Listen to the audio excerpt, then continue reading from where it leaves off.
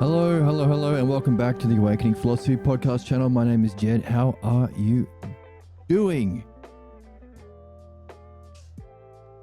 Okay.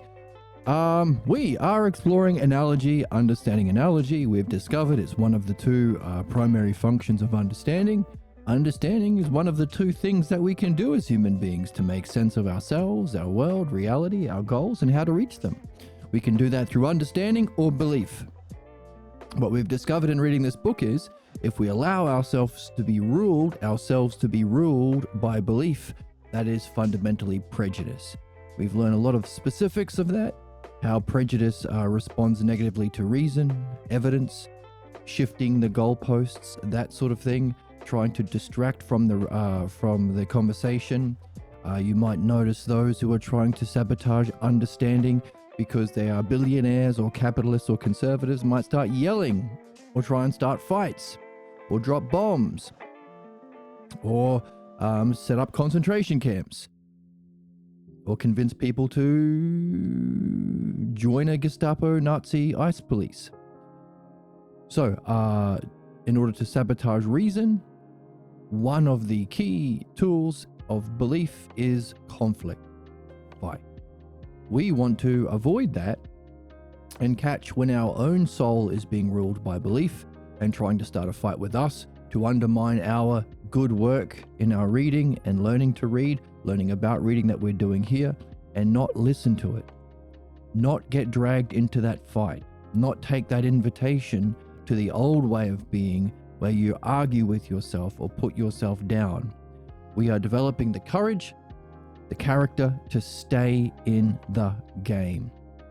Because our job seems to be to move from belief into understanding, and the difficulty, the crisis we're in, is our difficulty doing that because of a word coined in the text, cognophobia.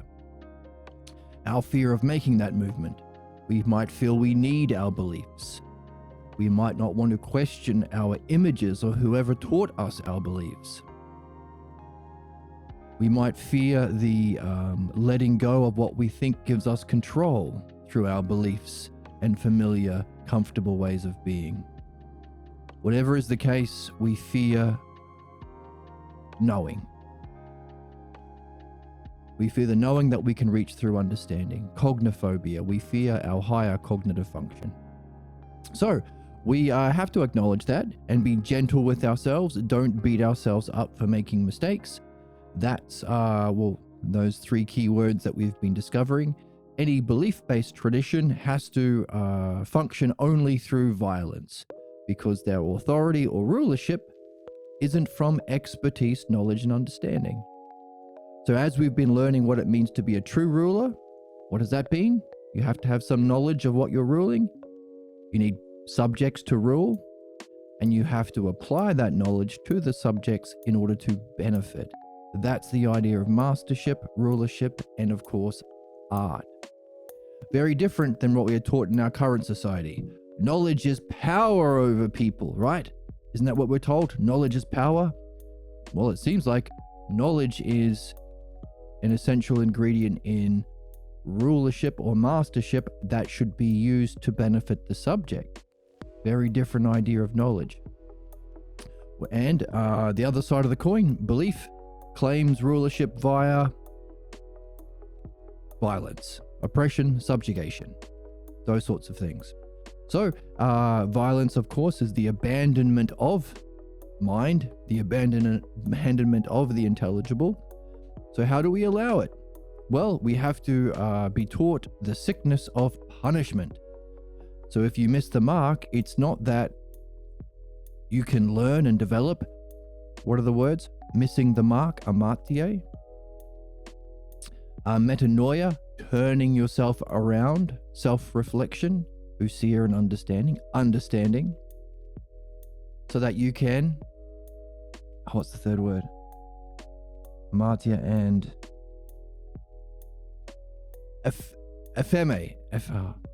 it's ephemeral. Let me just pull up the keyword. I was on a roll. Oh my goodness.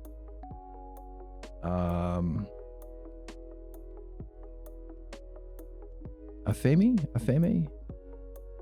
Should pause for a second. Pause. Oh, it was Efimi. So, instead of, well, by the way, it's fun to look at this because all belief-based traditions have their version. What is it? That if you made a mistake, it's because you're bad, evil, sinful, wrong, heathen. You're bad in some way. Not because you've yet to move from belief to understanding, which is the truth. You're bad. Because you're bad, you should feel bad and subjugate yourself to someone who's claiming rulership who would never ever deserve rulership, because no ruler would demand such an ignorant, stupid thing. So pretend that a believer is in charge. Reconciliation is the word in Christianity. So sin, you've made a mistake because you're bad. Reconciliation, subjugate yourself. Pretend that this idiot is this believer is in charge, and they will forgive you.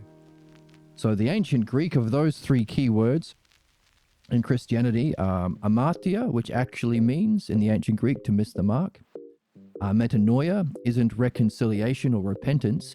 It is to turn around and adjust your aim. And Efimi isn't the result of forgiveness. It is letting go of your problems. Letting go of the causal belief that caused your problem in the first place. So fascinating, isn't it, that the three key words behind Christianity are mistranslations of actual words that actually refer to understanding.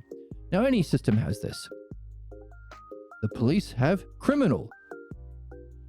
You didn't steal bread from the billionaire fascist Epstein class tyrant who has hoarded all the wealth and resources because you need to eat. No, you did it because you're bad and you're a criminal. And now we get to violence. So violence is the punishment, the retribution. Only it's not violence to sustain an unjust rulership of the ignorant, of the believers.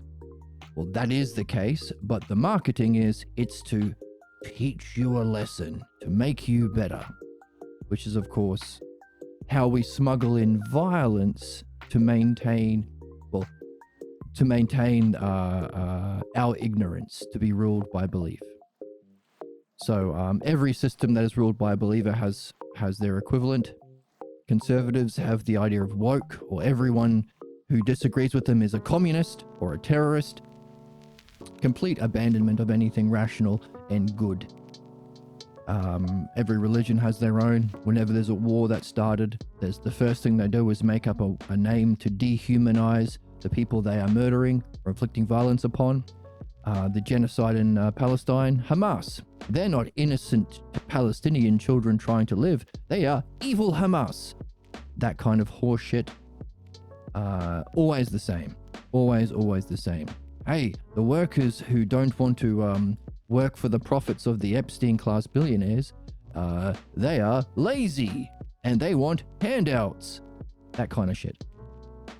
Justifying violence. So that's the belief game. So all human problems in society can be traced back to belief-seeking rulership. And we've just explored a various amount of techniques that are used in that service. And human excellence or justice is when understanding rules. So while we use the institutions and systems and laws of society to see them more clearly as an analogy for our own rulership over our own souls. So we are learning understanding so we can be masters of our own soul and rule ourselves, our lives, our relationships with justice and with mastership in a way that benefits. And as we've been learning, that requires some knowledge. So understanding serves two primary purposes. Understanding can understand the true nature of belief and remove injustice, and understanding can also lead us to true knowledge and actual justice. And of course, your understanding of those knowledge experiences or those ideals is part of the functioning in a just way. So, understanding is tops. It's a win-win. Win, win, win, win, win. Win, win, win, win, win. A massive library of spank material. Okay, that's not appropriate. Emma.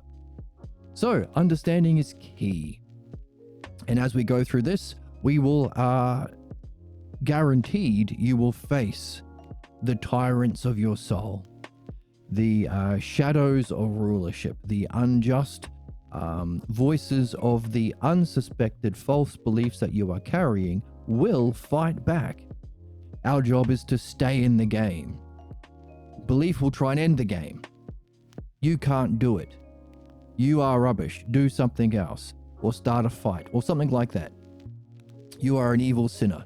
You're a dumb broad. Why'd the woman on the screen not have perfect laugh for me get horny? Why? Yeah. Why? See, that sort of thing. You'll criticize yourself in that way. I don't know. But we don't listen to that. Why? Because the story ends inevitably with failure and suffering if you listen to believers.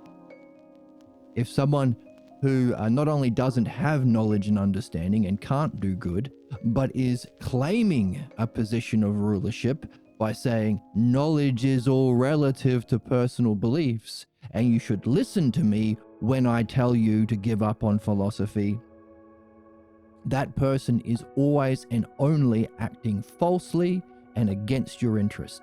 And if you listen to a believer, you're listening to tyranny. If you listen to a tyrant, it will only end in misery and injustice.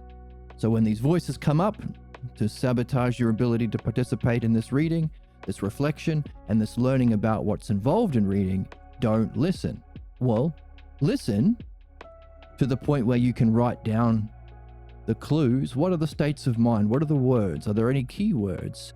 Are there any little fantasies you go on? Any dramas you play out in your mind? All of these are messages that we can unpack the meaning of, not listen to literally, but unpack through analogy. That's how we use understanding to free ourselves from our problems. How can we use analogy to go from the specifics that are false to the meaning? What's the reason they're being sent to you here? Excuse me, and now. Why are you here? Which is, of course, Elia's question in the book. Why are we here? And why right now? And why this dialogue? And why this conversation? Now, of course, that has to be put together with the other activity of understanding, the dialectic. An analogy and dialectic used together to free yourself from your unsuspected false beliefs that are functioning tyrannically and unjustly in your soul, that's called philosophical midwifery. Just as analogy and the dialectic applied to truth, well, that's philodianoia, or Platonic philosophy, if you like.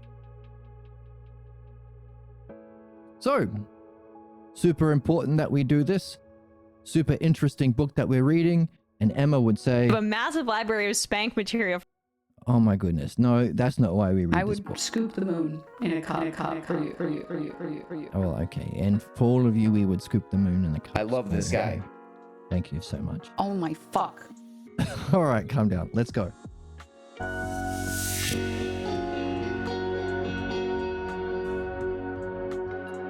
So last time we looked at the fact that there's a funny name for this that we might as well learn because it'll make us sound smart.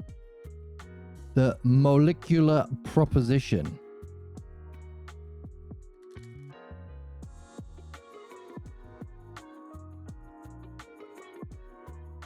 Which is the basic, containing within itself the basic principles of logic, math, and analogy. What's the molecular proposition?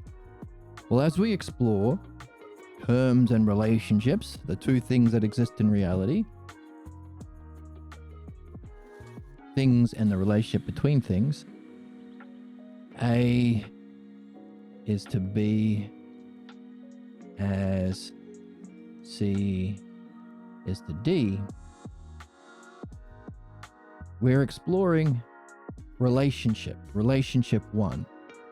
As a shepherd rules his sheep, so too a king should rule. Same thing, R1. Rule his people. But there's more that we could explore in this relationship. As a shepherd cares for his sheep, so too a king should care for his people. As a shepherd protects his sheep, so too should a king protect his people. That's R3.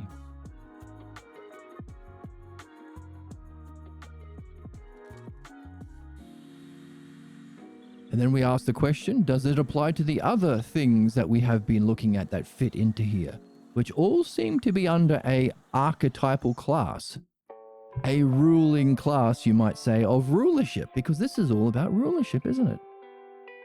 Does this apply to a... Let's write on the board. Do all these...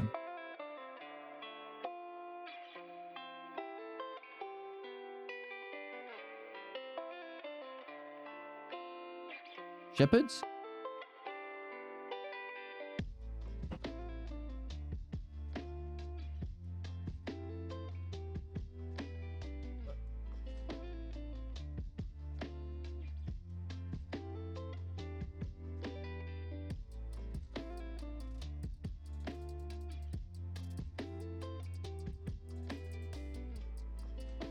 Sorry. Shepherds to sheep?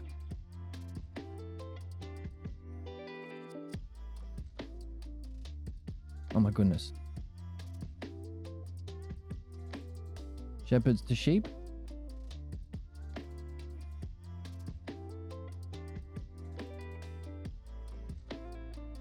I'm gonna sneeze.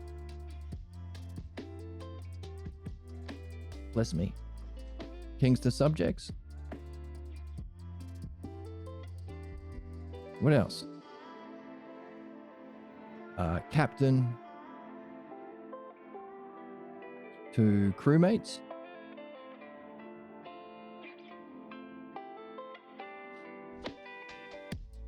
What about shopkeeper?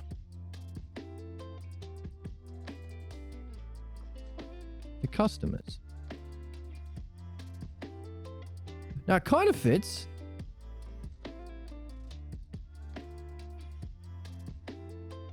The shopkeeper has to know something to benefit the customer in some way, but is it... Oh, which of these relationships don't work for a shopkeeper? Are there other ones you could add? So those are the questions that the author gave us to look at last time. What would you say the same relationships that you identified above can be used?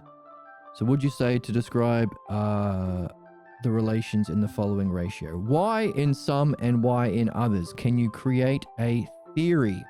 Captain to crew, physician to patients, teacher to students, horseman trainer to horses. I'm not an idiot. That's what keeps you in the Matrix. Exactly, we're learning how to not be idiots. Merchant to customers, tennis coach to tennis players, pharmacist to customer, and also thief to a gang of thieves. Guy in charge of the thieves, which of those relationships do apply and which don't? Among these sets, which are the pairs on either side, consequent and subsequent, antecedent and consequent, antecedent and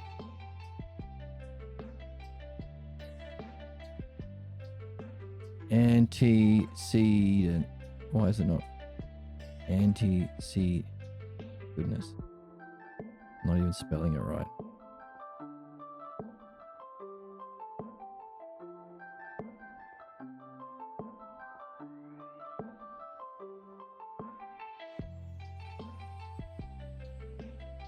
Antecedent or subsequent, not consequent. Subsequent. Antecedent. Oh, there's an E, not an I. That's why I was spelling it wrong. Yes, so that's the two sets that are being compared. Dumbass. Scientific. Do they all require knowledge? In what way is a physician's knowledge of medicine different from the knowledge of the merchant? Which of these ratios would you say requires the greater amount of knowledge of the subject? Arrange the goals that each of the ruler has in terms of how they benefit the subject. For instance,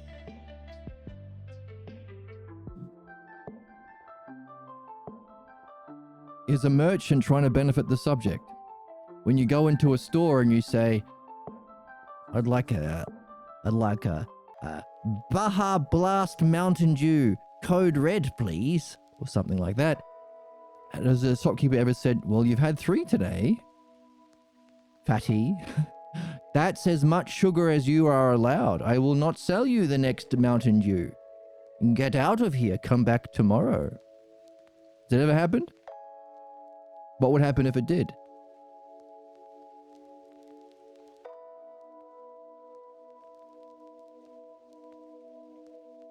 Less benefit to the subject. Could you rank them? Shepherd, captain, pilot of a plane you're flying on, doctor? What happens when a doctor doesn't act for your benefit and prescribes medicine to benefit him only? Is there a word for that? And what will be at the top? What would be the highest knowledge? The knowledge of the soul? Would that require the greatest benefit? In our current society, do we demand that level of knowledge and that complete or highest standard of benefiting only the subject? Do we demand that of our political rulers? Or do they seem to only want to benefit themselves at the exploitation of others, particularly right-wing or conservatism? What about religion? Does every imam, minister, pastor, rabbi, priest, bishop, the list goes on and on of all these people who claim to be an authority and claim to have rulership over the people, cult, clan, congregation? They're all different, so do any of them have actual understanding, if understanding is true and universal for all? Do they act for the benefit of their subjects, or do they only seem to act for their own ego, fame, profit, physical gratifications, financial benefit? And finally, capitalists. They claim to be able to rule the society and rule our financial institutions and all the resources we need to live, all the houses, all the food, make all the decisions, and they've bought the politicians even. They're deciding to make the rules now. Does capitalism or capitalist, do they benefit the people? So those who have the most power and influence, should we demand the highest knowledge, A, and the highest level of benefiting only the subjects? Is capitalism the opposite? Have they made a law where they not only don't benefit the people, they explicitly are supposed to exploit them for profit, but if they ever do act in the interest of the people, they can be sued because they have a fiduciary responsibility to maximize profit for CEOs and shareholders? So is that why we are living in such a disgustingly unjust world? Because the standard of rulership over our society, highest knowledge and highest benefit only to the subjects, we allow the exact opposite. The most ignorant, the most fascistic, the most racist,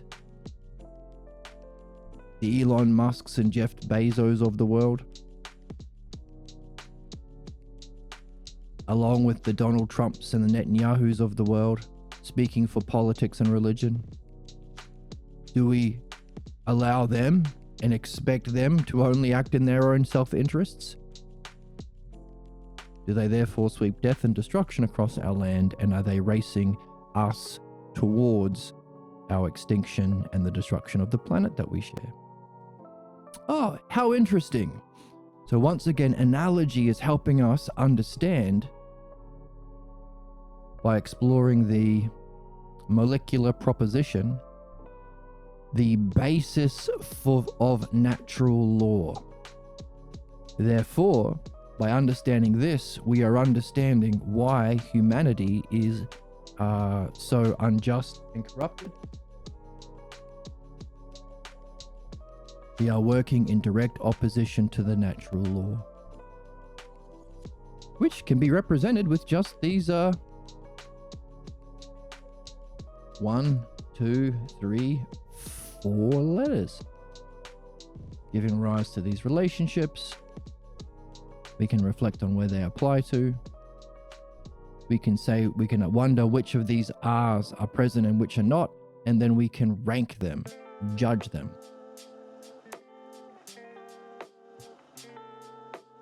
And of course, this is one of the reasons why believers say, "Don't judge. Thou shalt not judge me." Because if we did judge, especially those who claim the rulership of our society, they would not be in their position. So, working against natural law. So arrange the goals in terms of how they benefit the subject. Now, the opposite, the idea of art in Plato's Republic and Analogy. This is where we are, I think. I don't see any other highlighting, so I guess we're here. Let us take the physician as an example and ask what is entailed in his profession so that he can benefit a patient. When someone is ill or in pain from some injury,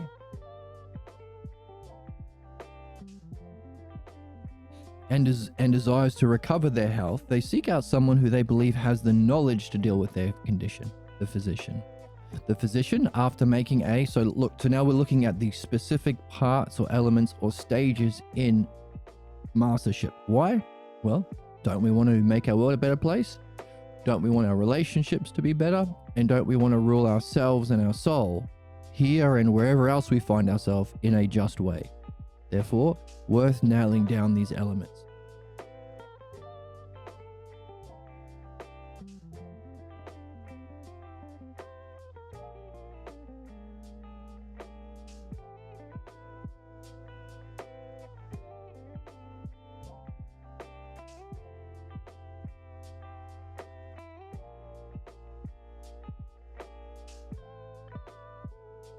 Sorry, I'm trying to update my new music speaker, but the update never, it always gets to somewhere between 60 and 80%, and then it disconnects from the Bluetooth, so I have to keep restarting it and hoping that it will work. So the physician makes a medical examination, makes a diagnosis. The physician makes a medical exam, makes a diagnosis, designs a treatment plan,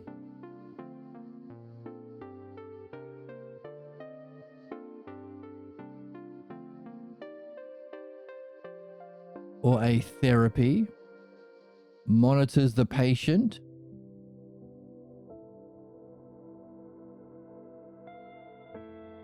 to overcome an illness or an injury that his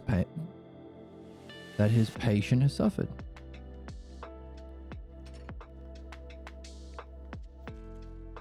The accumulated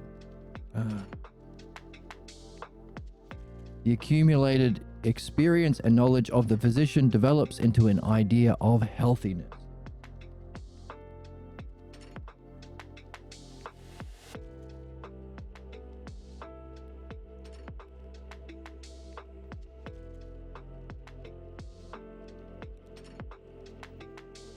Accumulated experience and knowledge.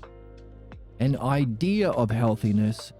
So it's the development into an idea of healthiness, which of course is the ideal. is an ideal.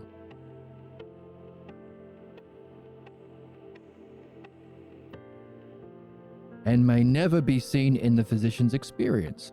They will never see, they'll likely never see, a ideal body. Everyone is different and weird and various different problems happening.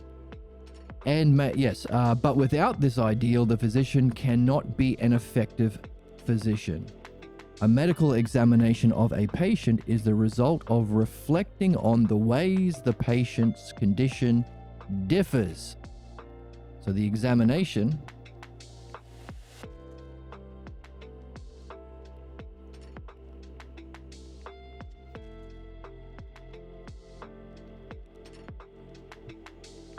compares the patient's condition to the idea of healthiness and looks at how they differ.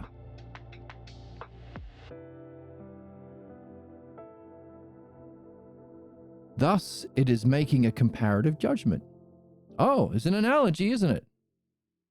As this patient is to the ideal body, so to what? Sickness to health? Thus, the purpose of a medical examination is to discover in what way such differences from the ideal indicate some particular illness. So as we go through that, we're not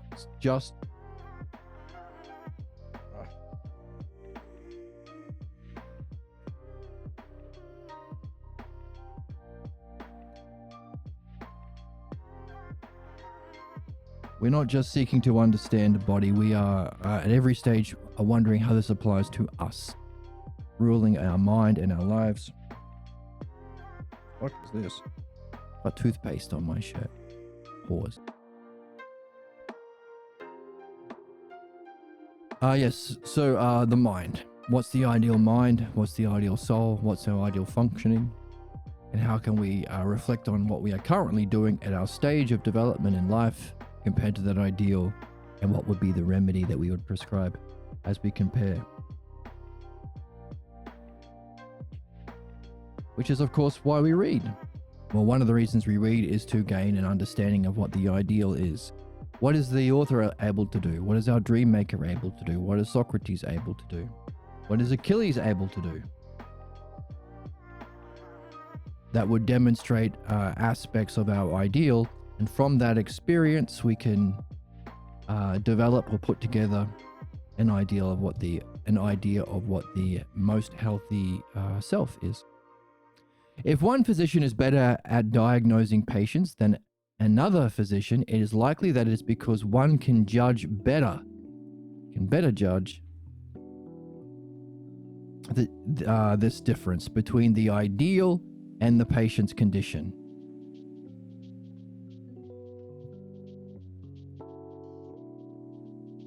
Once this difference has been understood and put into words, which we call a diagnosis, then the physician can recommend certain procedures for the patient to follow that we call therapy or a treatment plan. The diagnosis names the condition. It's important that we name it, which, if allowed to run its course, would harm the patient. And the therapy or treatment plan is designed to either reverse the condition, lessen the effects, or assist the patient through the illness or injury.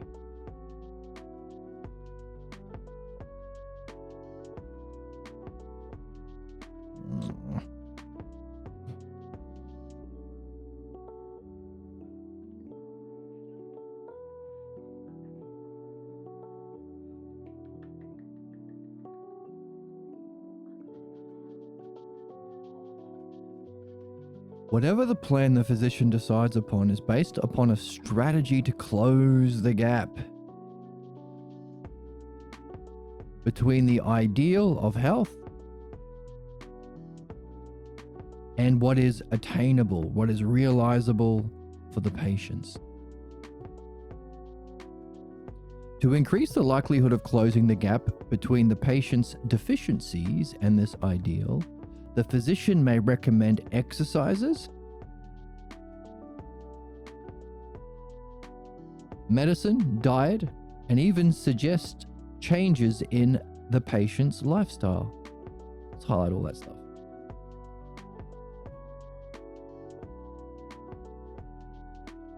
Now, how does this relate to what we are doing? Well, if we have discovered that the root cause of all human sickness, illness, at the root of all other illnesses, your inability to have a healthy body, healthy relationships, function as a store owner, function as a captain of a ship, is belief, and the ideal understanding for us to rule ourselves, that would be the analogy, wouldn't it? How are we doing relative to functioning ideally through understanding and knowledge? To what extent do we have belief still operating or ruling or guiding our vision, our seeing, our thinking, our acting, or any other aspect of our life, like our relationships? Diagnosing the difference between belief and understanding, sickness and the ideal, or what we've been saying for ages on this channel, in this book. What do we call it? Belief is our problems, understanding is our excellence. Belief and understanding.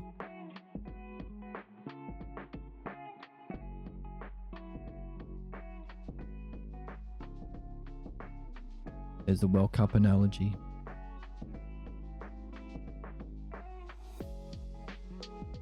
Crushing the turtles, removing the lesser, kissing the princess, reaching the greater. That's our analogy with Mario Brothers.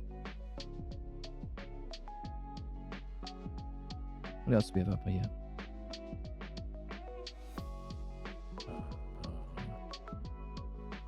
Excellence.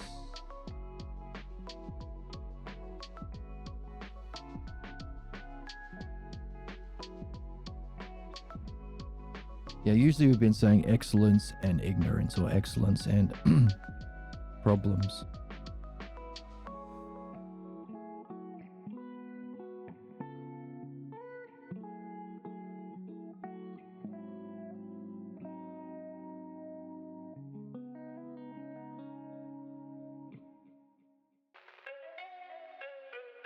Anyway, what the book is saying is the ideal and illness. So you could create an extended analogy. As belief is to ignorance, is to problems, is to illness, so to understanding is to, and do the rest. And filling out the rest of the analogy, giving you the exact right answer. Off the perky, call me Kirky. I'm a comedian too. Okay. Oh, to be a... I'm Benny Dorito. I'm cool. I'm a cool guy. Okay, thank you, Benny Dorito. So, making that distinction yourself between the amount belief is still ruling your soul compared to the ideal of understanding, what would you recommend? What exercises, medicine, diet?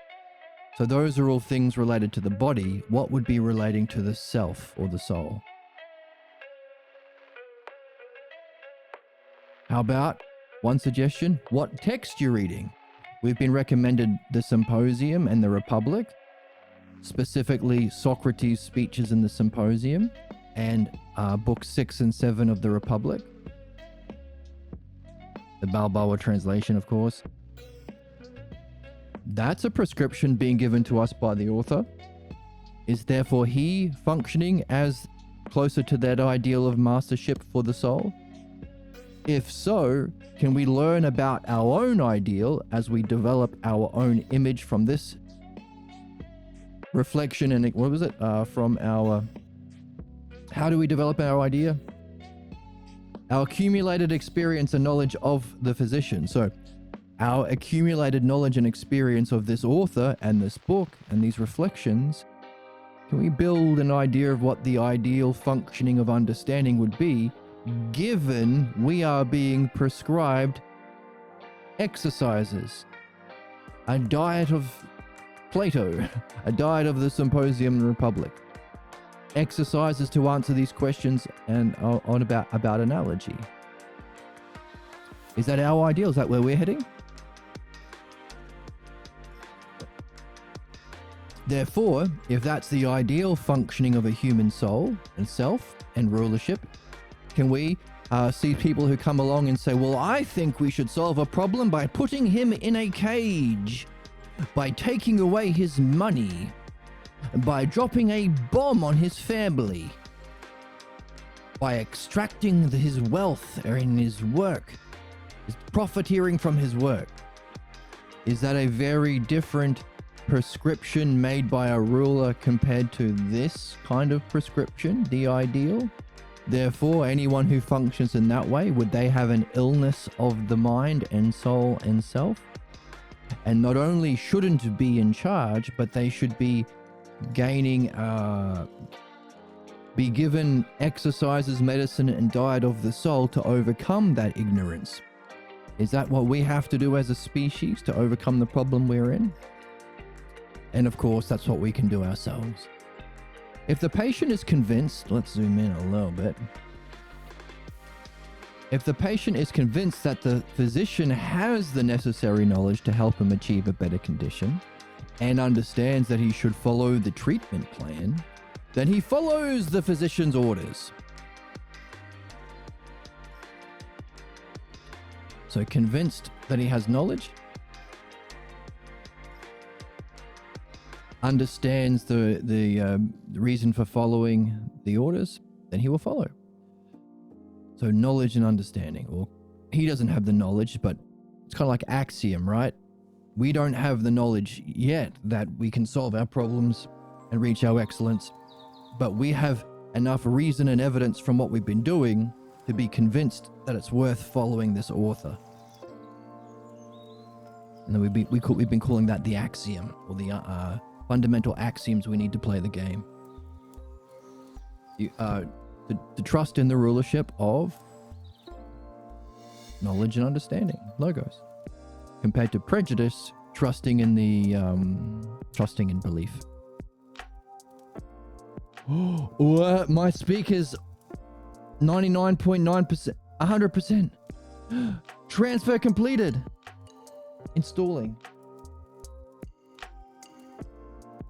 Oh, it took like 2 days of trying to get this update on my speaker. And it finally made it. Oh my goodness. Hooray. Yes! Yes! Yes, yes, yes, yes, yes, yes, yes. Yes. UFOs might be Jesus. No time for that. The patient then, in accepting those instructions, is ruled by the physician. So you accept a kind of rulership. And he in turn becomes a subject. It is only because, it is only because the patient believes that the knowledge the physician possesses may benefit him that he willingly undergoes the treatment plan. So what would be the same for a politician?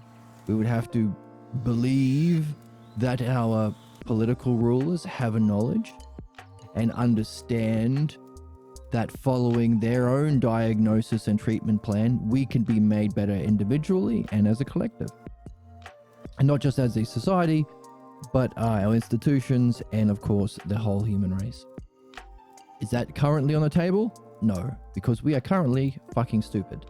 So we are currently... Look here, toots. Look here, toots. You're gay if you don't give me everything that's in your wallet right now. Is what they say. You literally are dumber than children.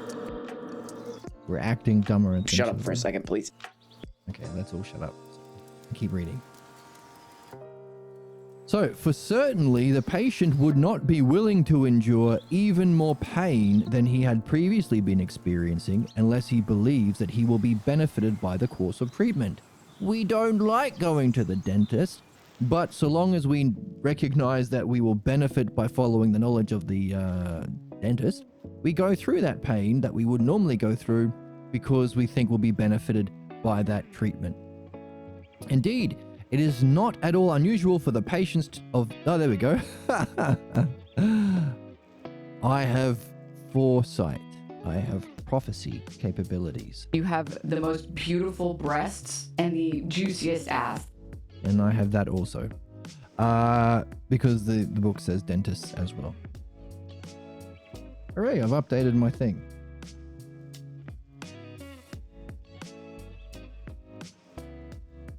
Okay, I can turn it off now. Okay. Thank you, Emma. Bitch. All right. So, indeed, it is not at all unusual for the patients of dentists to undergo more pain in the treatment phase than was experienced during the illness. Further, the physician may go beyond merely treating the patient because there is a need to supervise. Maybe you need to supervise the changes the patient goes through until a full recovery is made, because it might be necessary for the physician to vary the treatment plan according to the changes that the patient undergoes. Isn't that interesting? What do we start off this whole stream today with? Philosophy is a relationship. It's a conversation. It's a dialogue. Well, it's more than just a dialogue. It's a relationship. And as belief jumps in without the knowledge to for rulership and prescribes treatments that will only harm you, give up on philosophy, make false diagnoses, you are stupid. You are dumb. You're a dumb broad. You sick fuck. You sick fuck. We have to recognize that we don't know the self. We don't know understanding. We don't know if our problems can be solved, and we don't know our purpose here. But there is enough reason to trust axiomatically that you can reach your excellence, you can solve your problems, you can develop a relationship with your guide, your dream maker, and you can reach your ultimate goal of knowing the self. In other words, don't accept the false diagnosis and false prescription of false experts, what we call the kakademon, the voice of your pathologos that seeks to undermine or shoot you down or start a conflict to distract from this relationship. So if as we continue to read and reflect and apply everything we're learning about reading, reflecting on the author, using analogy to unpack the analogies of the text to rise to meaning, the use of the dialectic to explore the key ideas using the key term, all of this, we test them on our dreams because there has to be some sort of physician for our soul guiding us along the way. Necessarily, there has to be someone in the role of our dream maker to adjust as you go. Isn't that interesting? Likewise, as a dialectician or philosophical midwife, helping people review their dreams and their reading, you too might notice changes or development or urgent difficulties that would rather be addressed than other ones, and adjust your treatment plan based on where they're at. Interesting. Vary the treatment plan according to the changes that the patient undergoes, is how it's said in the book. It is because the physician can anticipate the possibility of a range of changes and has learned to adjust his treatment plan that he can be said to understand the course of treatment of his patients. So there is anticipating, kind of looking into the future, the range of changes, the possibility of a range of changes, and adjusting is another thing that you can practice. Adjusting your treatment plan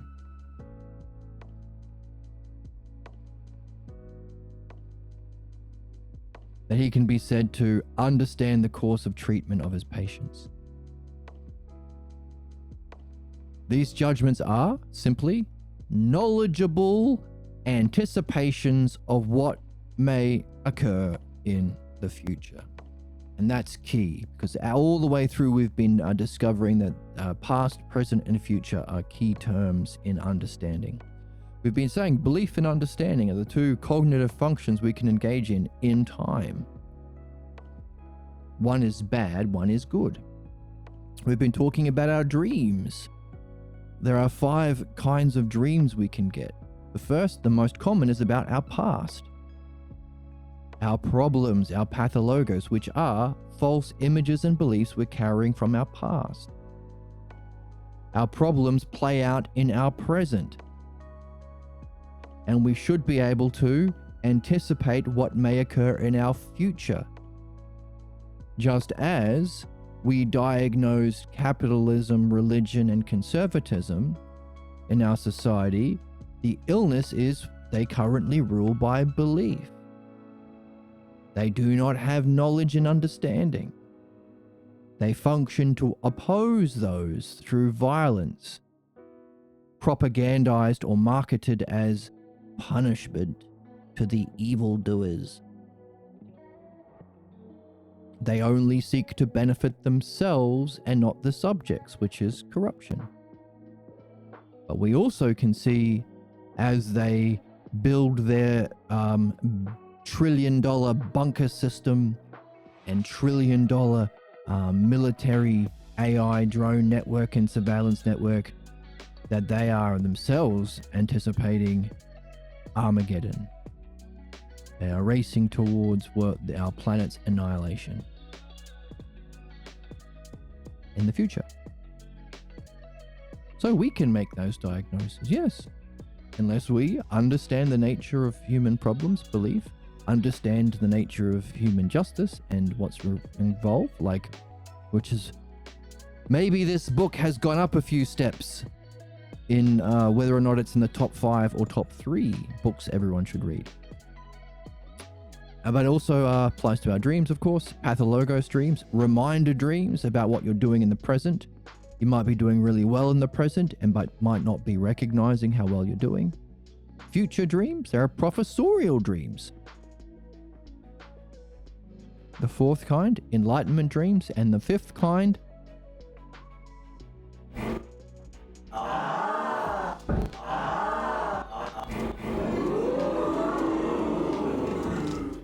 Dumb bitch. hey, Fuck. hey, calm down all of you. Everything this guy does is perfect and beautiful. And he said,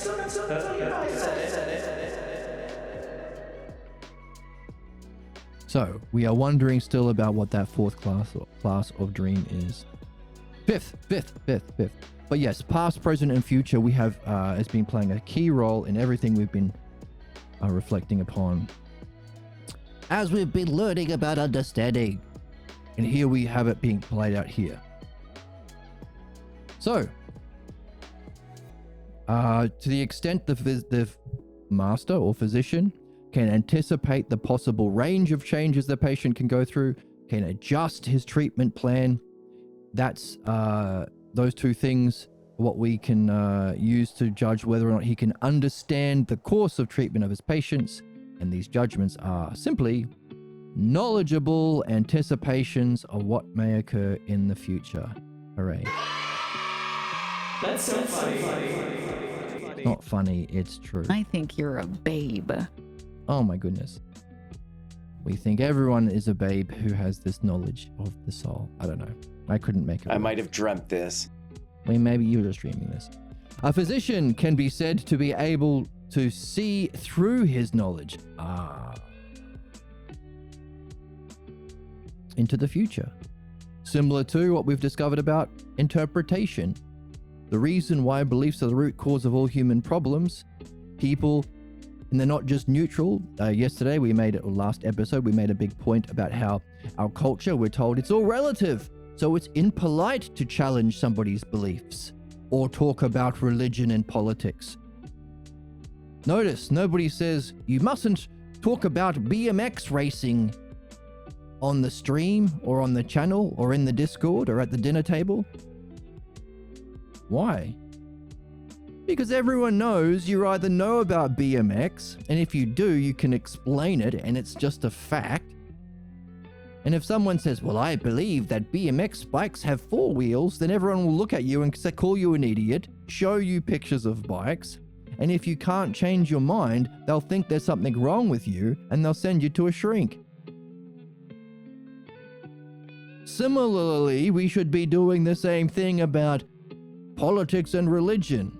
You either understand the nature of the healthy soul in society in politics, or you understand the nature of the soul and its relationship to the divine, which is philosophy. And if you say, well, I believe it's this and that and this, you're crazy. You've got an illness.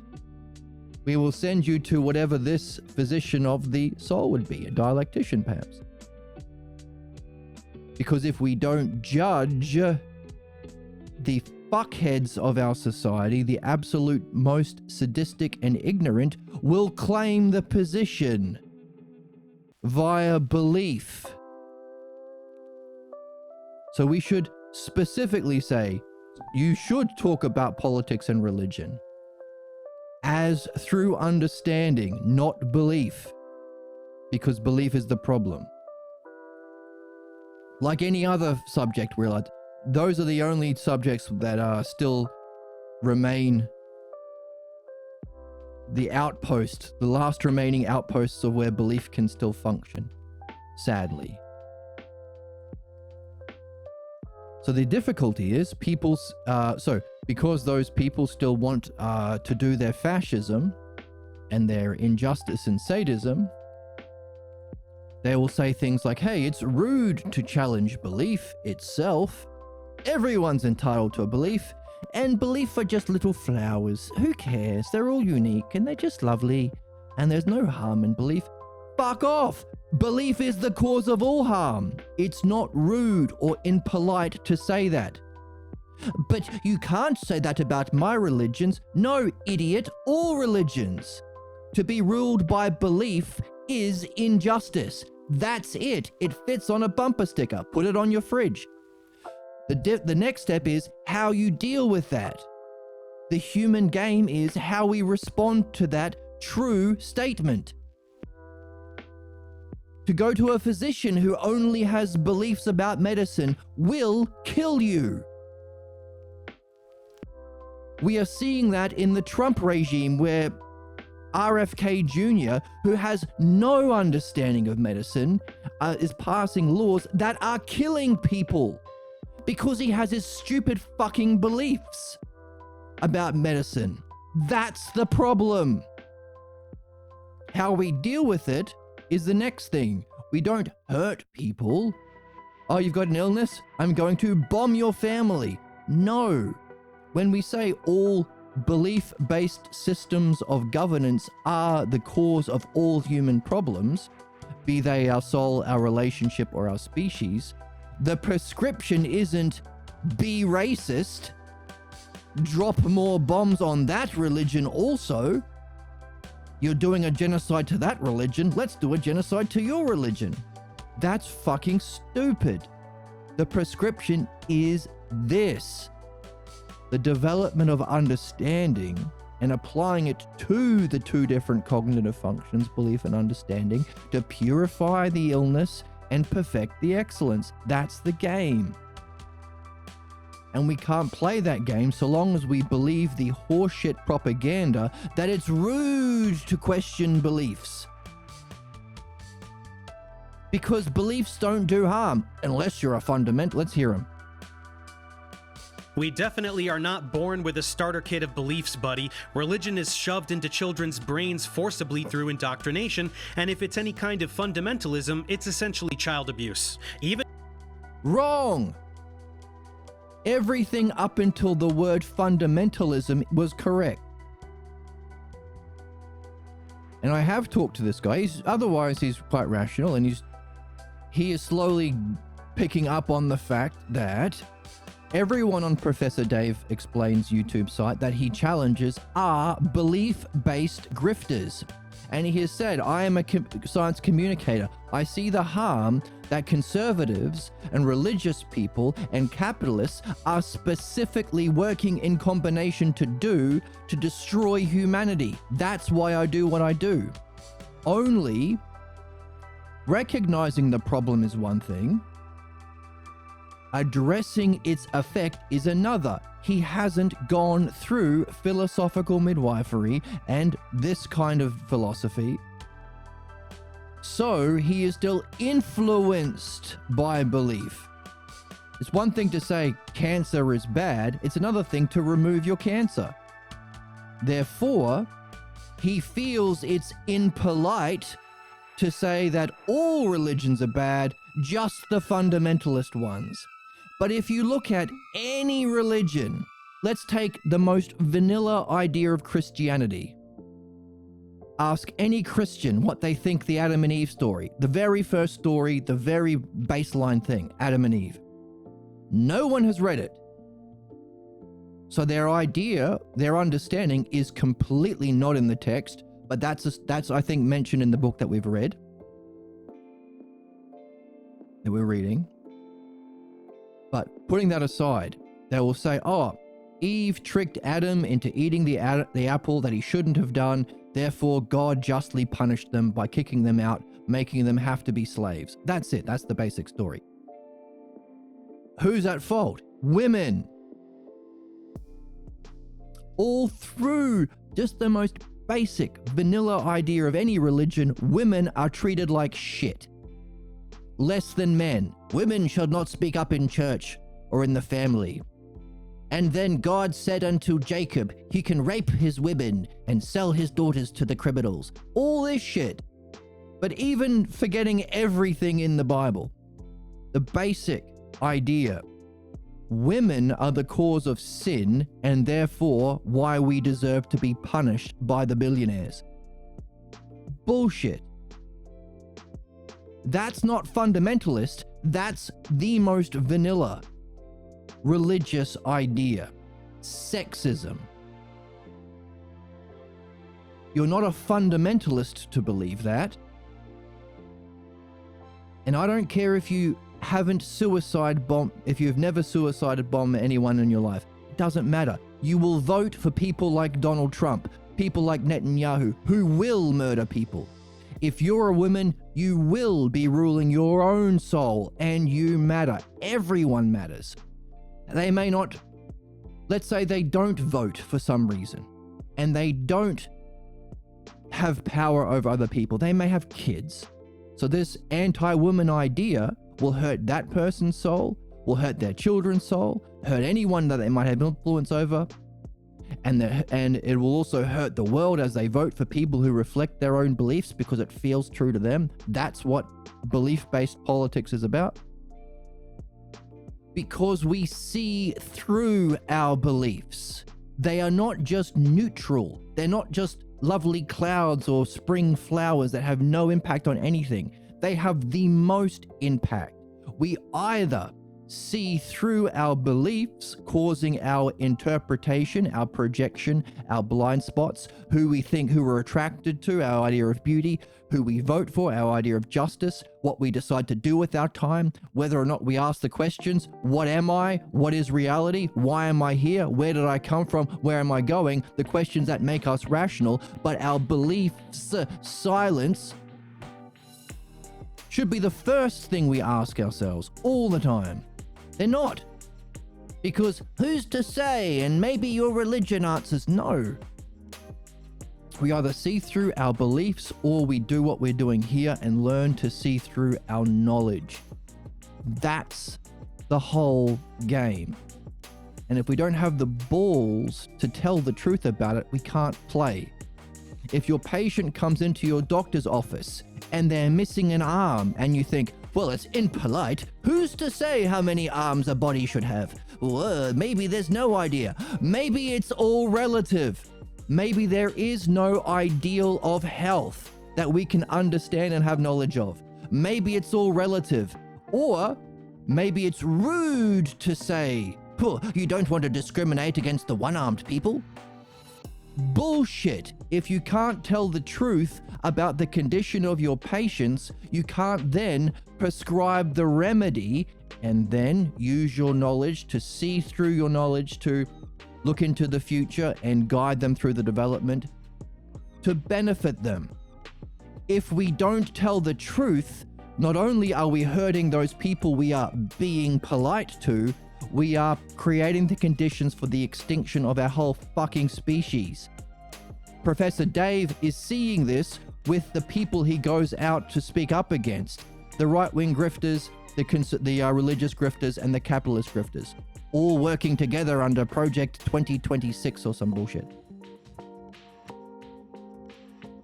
That's where it's headed, and we can see this because we can see through our knowledge and understanding as people who are learning to think.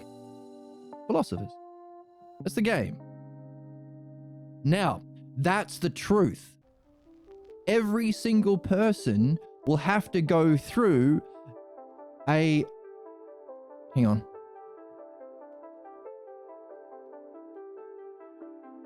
Every single person will have to go through stages of treatment to accept that truth, to employ, to understand it themselves, to see through it, to use it, to benefit themselves and those they have influence over. In other words, simply telling the truth about these things ain't enough to fix anyone. That's the game. That's why we're here.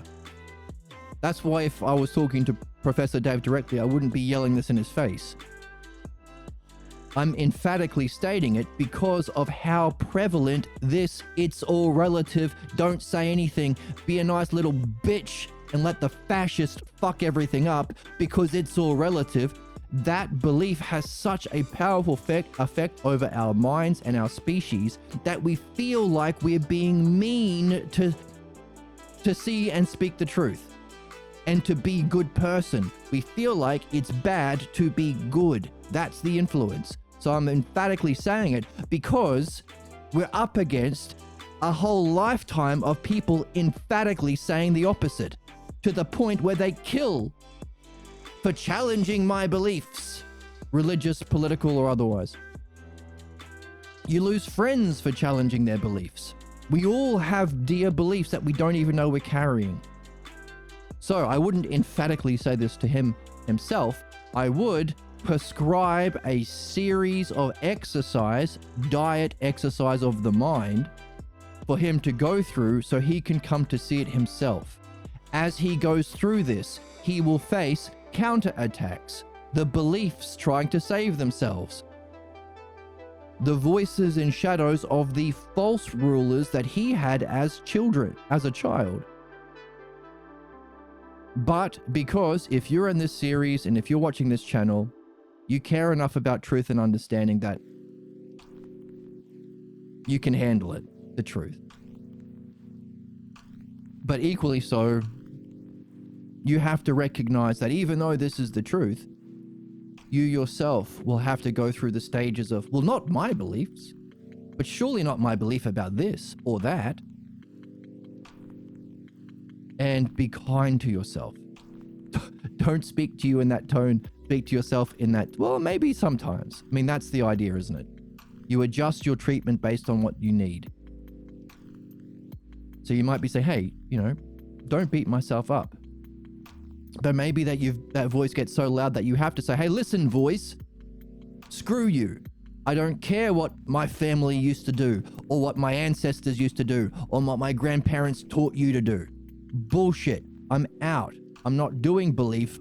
I'm here to learn and develop understanding. So maybe that's what's suited. This is the significance of learning what's involved in rulership, ruling your own soul. Meaningful? The most meaningful? Therefore, we put this book in the top 3 books everyone should read. I'm a comedian too. No, not comedian. It's true. I think you're a babe. Okay. That's funny. I love this guy. Thank you. And this book. I often frequent websites. Okay. Well, let's hope you frequent this. So, that's why beliefs are not just empty nothingness that we can tolerate. They're the source of all human problems in every level. And because we see through, we think through, and we act through our beliefs. And what we are learning now is the opposite. That a physician, a true rulership, is said to be able to see through his knowledge into the future. His knowledge provides let's put future in highlight too. His knowledge provides a basis for making a diagnosis and a treatment plan. All of the things that we are talking about, we would use to somebody who is still struggling to move from belief to understanding. All arts have a capacity to anticipate the future. That's interesting. And it is because of this that they are said to possess a kind of foretelling of the future. Interesting. That can be called a rational prophecy. There we go. There are some people who have a intuitive professorial ability. Imagine how well they would do if they combined that with this rational prophecy. So, all arts can have a kind of foretelling of the future and therefore can be called a rational prophecy. To anticipate the future through an art was first expressed by the ancient Greeks in the myth of Prometheus. Oh, that's interesting. For he was the god who saved the race of man from extinction by stealing the arts and fire from Zeus.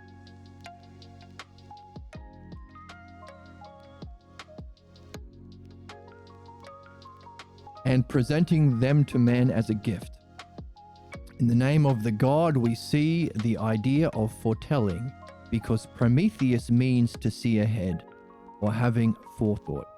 So, as we have evolved as species, we talked about even the root of our allegiance to belief is a period of our evolution as cavemen, where we blindly trusted the cave leader, and we blindly followed his teachings, and we were deathly afraid of anything outside the cave, because we weren't able to think or reason or reflect, know Usia and Logos. That saved our species from being eaten by saber-toothed tigers. That's the very nature of belief that we are still holding on to, even though we have the capacity for Usia and Logos now. We can reflect with understanding. But the fascists are always, oh, it's the immigrants, the scary, different thing, different from your family clan. They're against white culture. Yes, we need to murder the immigrants and take their money. What? Never mind about that. It's always the same. That's racism, fascism always plays off this solution to a problem that no longer applies. Now, we can see where that's going. Literally, we can rationally prophesize it's leading to our extinction. As capitalism, conservatism, and religion only does harm and is destroying our planet and species. Armageddon. Many species have gone extinct. We're on the chopping block, aren't we? However, Prometheus can save the race of man. So what is able to overcome that fate? What can save the race of man from extinction? Literally what we're talking about. Arts and fire. The arts are all of those subjects you can have knowledge about and claim positions of rulership over subjects, to use that knowledge to benefit those subjects, seeing through that knowledge and understanding. That's the arts. The only thing that can save us from tragedy and extinction that follows in the wake of belief. And specifically the class of belief that we most fully see through and identify with, the pathologos. You actually have to address the systemic inequalities. The people who believe that there should be hierarchies and that they should be above other people. That should just be addressed rather than just trying to segregate shit. Whoa! Crazy, crazy, crazy, crazy, crazy, crazy, crazy. Exactly. All of these rules instilled and enforced by ignorant beliefs they're a different tribe cave to our tribe cave. They cook their meat differently. Ugh. Or as what Trump would say, they're eating the cats, they're eating the dogs. Concentration camps for everyone. Instead of listening to that bullshit, ruling by the prejudice and fascism of injustice of belief, address the systemic cause. But also there was another drop, personality maxing. Personality maxing requires you to look inward on a deeper level, and it's harder to fix because then you have to make fundamental changes to who you are as a person, and it's because it feels like a much more core component of themselves that they don't want to change. Like, it's like, well, then if I change this, who am I? Who am I? So the name of that kind of belief that's harder to change because we most identify with our character, our image of self, our personality, our way of being, that's called the pathologos. So, therefore, if that's the root cause of all human seeing, acting, and thinking through, the most hardest for us to change and unsuspected, we could say that the greatest art is that which has the knowledge of the pathologos and can diagnose, prescribe treatment, and guide somebody through philosophical midwifery as they move from illness to health, or belief to understanding, or pathologos to logos, or the pathologos false image of the self to the true state and functioning of the self.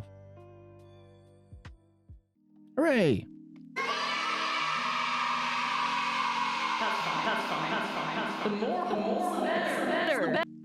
Why do you need 50 bananas? 50 So bananas. many bananas.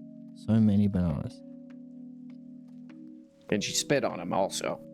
And okay, also she spit on them. I'm not an idiot. That's what keeps you in the The Matrix. Matrix. I thought so. So, we are none of us idiots in the Matrix. We are wise and special. I think you're a babe. I think all of you are a babe. So, Prometheus, who stole the arts and fire from Zeus, who of course represents self, highest of all of the Olympian gods. Perhaps, I mean, I don't know, don't believe me. We'll have to get into Plato to see how he uses Zeus as a metaphor to represent something. Prometheus steals from Zeus the arts and fire, and Prometheus itself means to see ahead, or having forethought or foresight. Like a seer. And we are getting a taste that there might be a couple of kinds of forethought or seeing. The intuitive sort and the rational sort. Maybe there are others. And of course, there's that class of dream called prophecy. Now, let us express what we have been saying in the following way. Diagnosis plays a central role in every art. I like that. It is making an analysis and understanding, making an analysis and understanding a crisis as a deviation from the ideal. By the way, ever done philosophy at college? Did they ever teach you the ideal?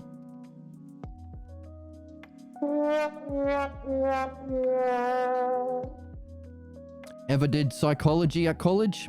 Did they ever teach you the ideal?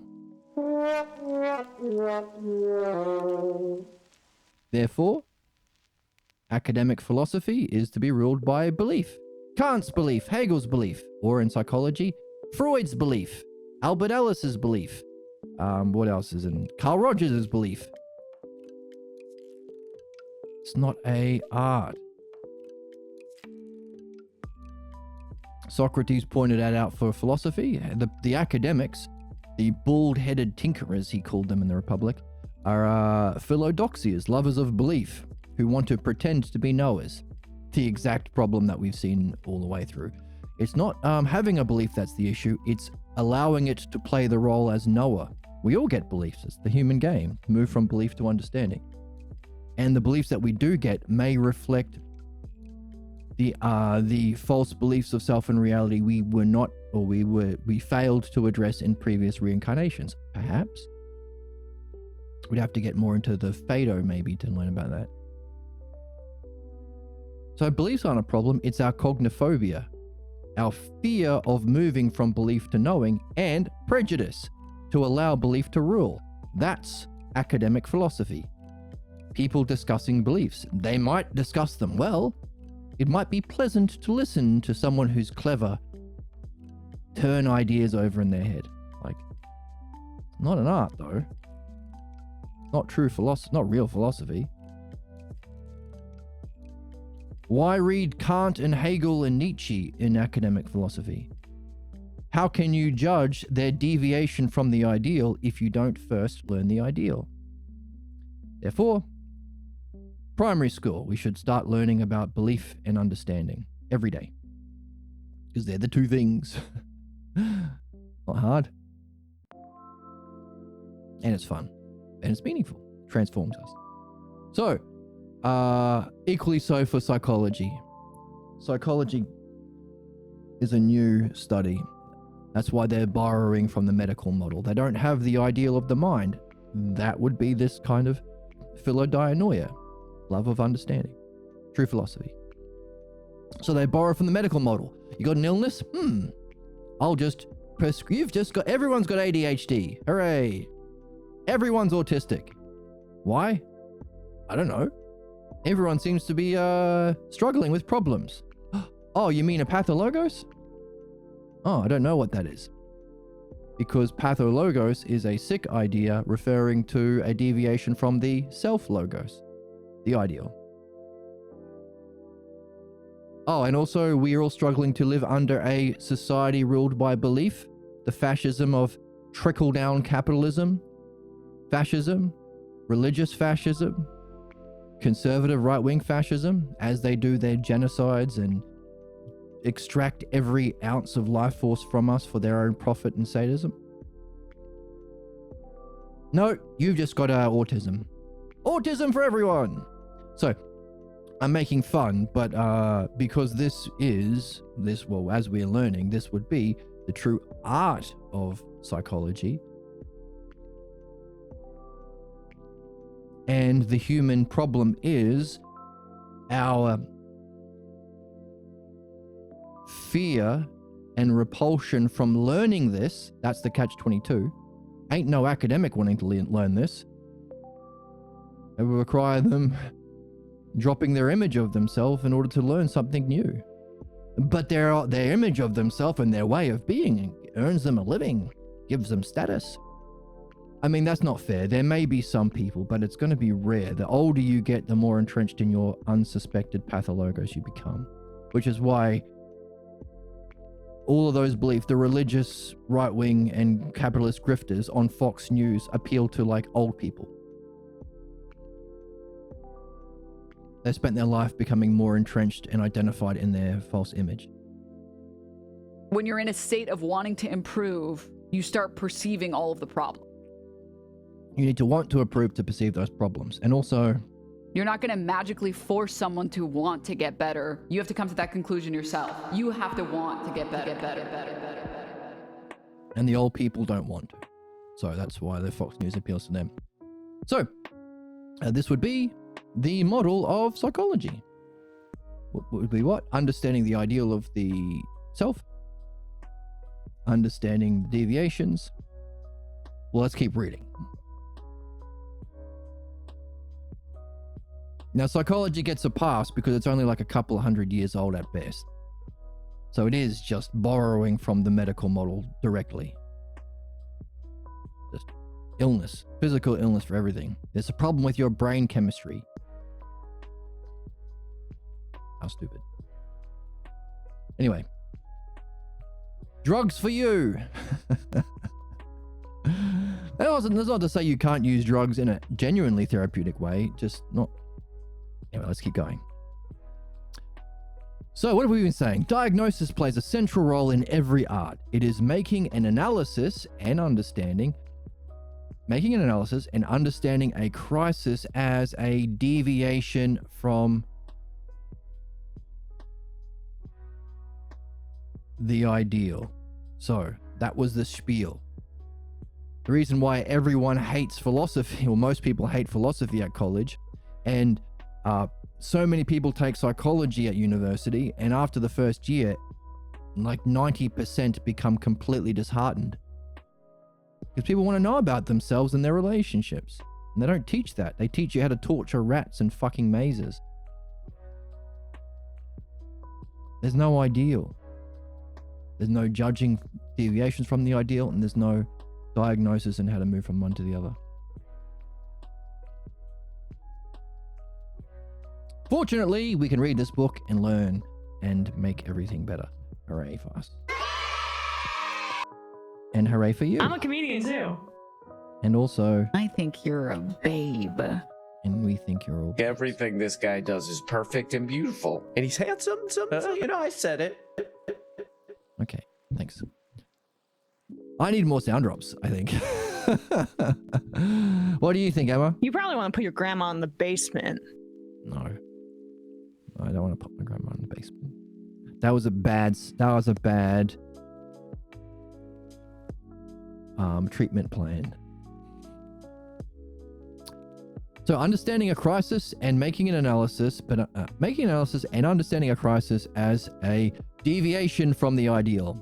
From that difference or deviation, a procedure, therapy, or treatment plan is devised to intervene and end the crisis by bringing the situation closer to the ideal. There we go. So, Psychology 101, Philosophy 101, this, learning to understand the ideal, or what's involved in recognizing and coming to that ideal. Those that accept the terms of the treatment plan become the subject that may benefit from the ruler's practice of that art. So that's a summary of the whole thing. So those that accept the terms of the treatment plan become the subject. So that's what's involved in becoming a subject. As we are learning from this master of the Logos about analogy, the significance of reading, get given a bunch of questions to wonder about and answer as our treatment plan, you can just say, fuck you. I'm going to die with my beliefs. Or kill for my beliefs and be a good tribe member. You can say, fuck you. You have to accept the treatment plan. You have to want to, this one. People don't logic their way. You're not going to magically force someone to want to get better. You have to come to that conclusion yourself. You have to want to get better. You have to want to get better. So, if you do, you can benefit. You benefit, not the ruler. Which is, again, difficult to accept because under capitalism, right-wing politics, and religion, all of those rulers have lied to us. That's marketing. That's pyramid scams. That's grifting. That's the MAGA. That's Mormonism and all those weird Scientology cult. Every religion, every cult. And when we've been lied to and grifted to, where all the benefit is taken away from you, you are harmed for a kind of sick, sadistic benefit of the rulers. It's hard for people to trust actual philosophers, actual dialecticians, actual rulers. If you do, and hopefully you're learning to see why that's necessary, you benefit from the ruler's practice of that art. That also means that we have to, whatever level of seeing we have to do our best to share it with others. We practice our art, and if that's the benefit we get, the development of mastership, a kind of learning and nurture that we should be able to take with us beyond this lifetime into any dimension, any reincarnation, because while beliefs are personal bullshit from your planet, culture, family, tribe, understanding is universal. All of these things we've been talking about today are always true for everyone. Even if there was a carpenter, don't use carpenter because of Jesus. What the hell do your goddamned, literally, religious beliefs matter? Exactly. But if you find yourself on a different planet, in a different species, 1,000 light years away, 1,000 millennia in the future, you may find yourself functioning as a doctor, captaining a ship. Same principles would apply. So you benefit in your own development and learning, but also you benefit the subject specifically as well. It's a win-win. It's a win-win-win. Win-win-win. Win-win-win. Because I also win. Because you can join the Discord and say, hey, I had this midwife talk with this person and we had fun. It's a win-win-win. Win-win-win-win-win-win-win-win-win-win. Win-win-win-win-win. Thus, the one who... How are we for time? Well, we've got some time. Thus, the one who rules the subjects through a knowledge of medicine is a physician. The one who rules subjects through a knowledge of seamanship, speaking of being a captain of a ship, not yet, is a captain. Seamanship is captainship, right, Emma? Butt to butt. No. And in general, those who rule by an art do so through knowledge. So what have we done? We've been exploring the primary idea behind all analogy, but also in exploring the specifics of one, a doctor, we can apply it analogically to others, seamanship.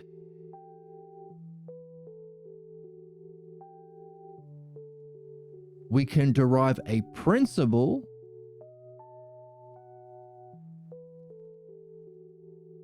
in general. Those who rule by an art can do so through knowledge. We've gone from one to many to principle. And what have we been doing today? We've been applying that principle to what's most meaningful to us. Learning the ideal art of being a human being, the ideal functioning of ourself, and the ideal functioning of understanding. Being a dialectician. Using these principles, terms, and analogies to explore our idea of truth and free ourselves from our false beliefs.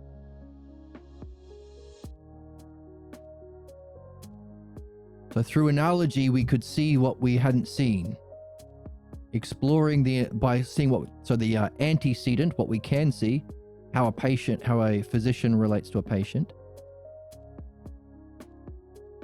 We could see what was there to be seen with our physical senses and experiences. Through that, we have been able to, what was the word in the text? Develop an idea. As the physician develops an idea of healthiness, so too, a philosopher develops an idea of rulership. We can test that by applying it through analogy once again. Analogy being our friend again. Tool of activity of understanding. Oh, it applies to seamanship. Emma? Boom. I love that. Of course you would, because you're a gooner. You can be a gooner. Yeah, Emma can be a gooner. Come on, baby. All right, calm down. Analogy to test it by seeing it another analogically. So lesser from greater to lesser. Physician to captain. And therefore,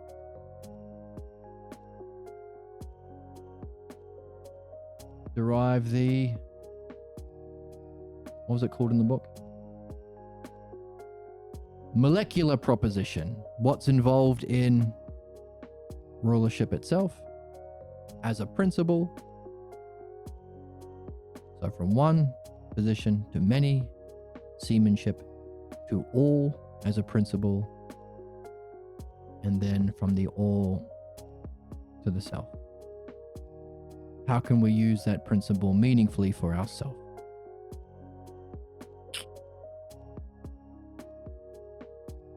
What does it mean to have mastership over your own soul or self?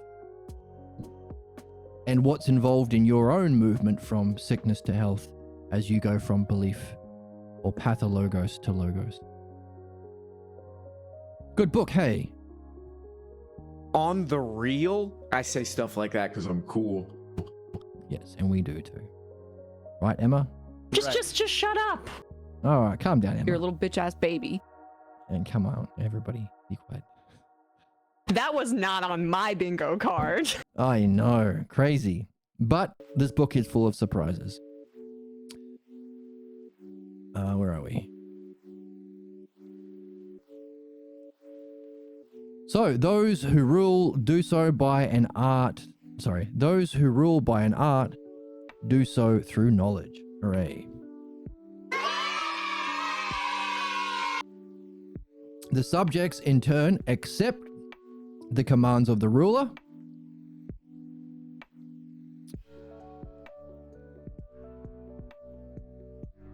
And they do so in the belief they will benefit from following the knowledge of the ruler. So, what do believers try to do? Undermine that. So what does MAGA and religion and capitalism say to the people? Don't listen to Fauci. Don't follow his commands. You won't benefit. Instead, go back to work so we can keep extracting money from you. Don't listen to those rational people. They don't want to benefit you. Don't follow their orders. They're evil communists or socialists. So we have to accept the commands of those who understand and know. Or to express this in an analogy, we can say, diagnosis is to discovering the difference between an ideal and the subject's condition. So there's the first set of terms.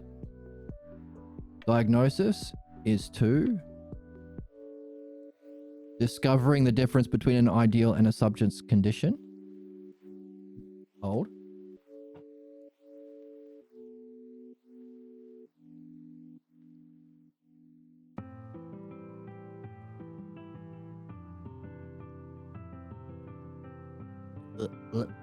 Ah, I still got toothpaste on. I thought I got rid of the toothpaste.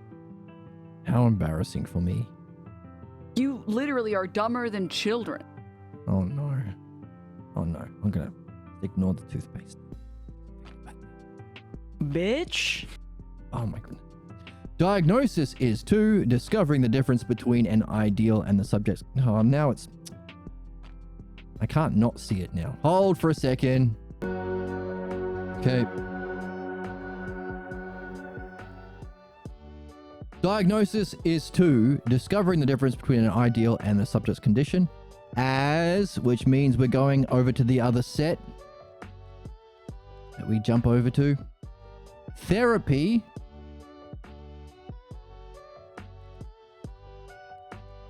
is to notice we've learned about analogies so we can recognize the structure of thinking there. A is to B as C is to D. Diagnosis is discovering the difference between an ideal and a subject's condition, as therapy is to a treatment plan to bring the subject closer to that ideal. Right.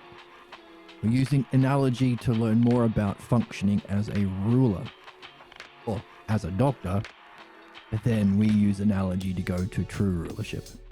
Consider again. So, diagnosis and therapy. The problem and the treatment. Consider again. Under the... Oh, by the way, is psychotherapy without a diagnosis? Can you do therapy, prescribe a treatment plan to bring a subject closer to the ideal without number one, having that ideal? Therefore, is psychotherapy without an ideal of the human soul, psyche, mind, self? Therefore, is what we are doing here absolutely necessary for psychotherapy? Therefore, anyone wanting to develop, learn, improve, remove problems should be reading this book? Therefore, does that make you the coolest people ever? I'm a comedian too. No. You have the most beautiful breasts and the juiciest ass.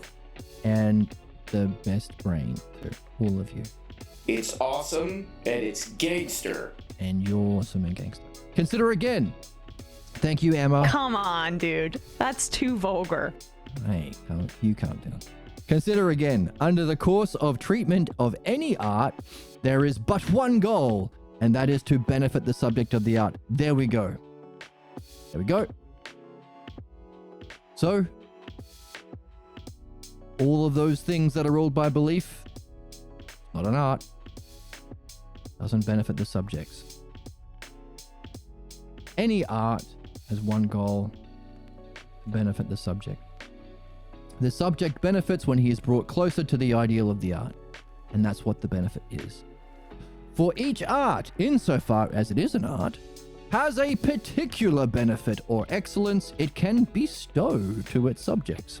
Now, aren't we fancy bestowing things? Each art has an ideal. Okay, so there's a particular benefit or excellence. Each art has an ideal. And the practitioner of the art uses the knowledge of the art. Practitioner uses the knowledge of the art to close the gap between the subjects, the condition of the subject, and the ideal of an art. So perhaps you have an art specifically that you're learning. The art of music, the art of cooking, the art of content creation. It is not yet an art until what? You can use that skill to perceive an ideal. You can use the skill and understanding and knowing that you've been developing in your practice to judge how well your subjects are in relation to that ideal. And finally, use the skill, knowledge, understanding you've been developing of your practice to bridge the gap, close the gap between the condition and the ideal of that art. Otherwise, it ain't an art. Notice, what do the capitalist conservatives and ruling class, the Epstein class, tell us about art? They pay Chris Helmsworth and Johnny America Man to go on a commercial. What's his name? Chris Helmsworth. And anyway, to do an ad about, hey, art is stupid, actually. I've got a banana. There's one ad that was everywhere a little while ago. Very indicative of this idea. I have a banana. I'm going to staple it to the wall and say it's $1 million of art. Because art is just that fucking stupid. Anything is art. It's all relative, right? What's the name of the book? To claim belief is anything other than seems true to me. To claim belief has any sort of rulership or knowledge or expertise or art is to say that all of those things are relative to your stupid beliefs. That's what the capitalism is telling us. When Chris Helmsworth staples a banana to a wall and says, that's $1 million of art, then the other cool actor just eats the banana. This is what I think of your art. I'm eating a banana. Crazy hot babe. And because he's a crazy hot babe, people will listen. Come on, baby. Well, we still eat bananas. We still eat bananas. You have the most, every smoothie has bananas. All the smoothies have bananas. There's got to be some smoothies that don't have bananas in them. Exactly. And so now the conversation becomes about bananas. You have the most off the perky. Why do you need 50 bananas? So many bananas. Thank you, Oracle, for reminding us about bananas. So what are they doing? They're trying to, well, of course, undermine this idea of art. Art isn't just a banana on a wall. It's using each art has an ideal. That ideal involves a particular excellence or benefit that you can bestow. Every art has one goal. That is to use, the practitioner of the art uses that ideal and excellence as the standard and uses their own knowledge of that art to bring the subjects who are participating in your art to that ideal or close the gap in some way.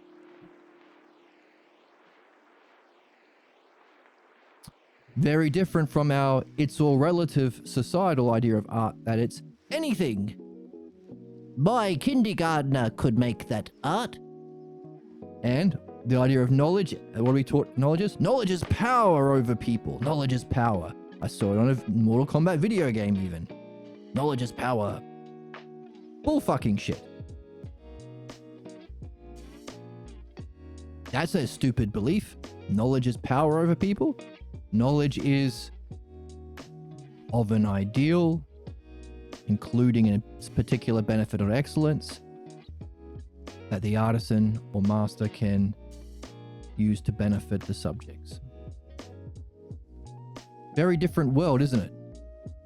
Knowledge is power. To do what? Fuck everyone over. Dog eat dog world. Drop more bombs. Blame the immigrants. Kill all the people. Compared to, benefit all the people. Help all the people. No stealing or exploiting. Why? Because the person with knowledge doesn't act for their own benefit. So very two different worldviews. One with a false belief about knowledge and art, one with understanding. Oh, another fantastic demonstration of the idea that all problems are caused by belief and solved by understanding. Consider then, would you say for every ideal of man, there should be a corresponding art that could bring to that excellence, that could bring man to that excellence or perfection? This is, of course, the idea, the myth of Prometheus. He stole all the arts, which means for every ideal of mankind, there should be a corresponding art we can learn that would bring man to that excellence or perfection. So if there's an ideal of self, mind, soul, spirit, guru and not religious authority, political leader, truly progressive and not conservative, etc. Ruling your soul and your relationships especially. Then if man is perfectible, if that premise is, so if what we've been discovering is true as a premise, let's push that implication. If man therefore is perfectible, there should be an art that can perfect them. Bing, bang, boom. Boom. I love that. That's funny. I mean, boom. They're secretly turned on by it. Okay. Thank you, Emma. You gooner. Goon, goon, goon, goon, goon, goon, goon, goon. Gooners. If so, what would be the name that perfects man? What do you think? What would you call that art that perfects mankind? Is it the art of Jujitsu? Genjitsu? The art of the Kamehameha wave? The art of some other anime weird trash? Why'd the woman on the screen not have perfect laugh for me get horny? Why? Hey. I'm not a woman. I don't appreciate that. I don't know. I can't bridge the gap. I just thought it was funny. You probably want to put your grandma in the basement. Probably. If there is an art of philosophy, what? Hold the phone. If there is an art of philosophy, and it isn't just all opinions, it isn't all relative, the name of the book, what would be its ideal? And how would it better its subject? Okay? If there's an art of philosophy, what's its ideal for you to answer? And how would it benefit the subject? Has to have an ideal.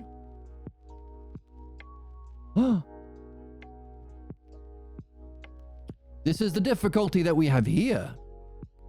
Philosophy maybe is an art with an objective ideal that we can have knowledge about, that we can use to diagnose ourselves, our loved ones, and others, and then prescribe a treatment to bring them from their deviation from that ideal in the diagnosis to the ideal. Very different from the horse shit that they pass off as philosophy at colleges.